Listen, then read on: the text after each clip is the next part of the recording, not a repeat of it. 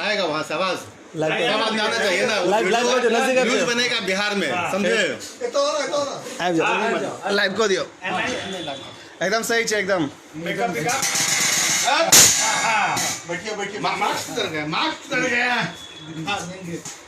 हम अमोद झा समस्त मिथिलावासी के आइ होली के शुभ अवसर पर बहुत बहुत बधाई और शुभकामना दै छी। मेरा भाईंदर में हम सब आइ होली के त्यौहार मना रहल छी बिल्कुल गामक परंपरा के अनुसार।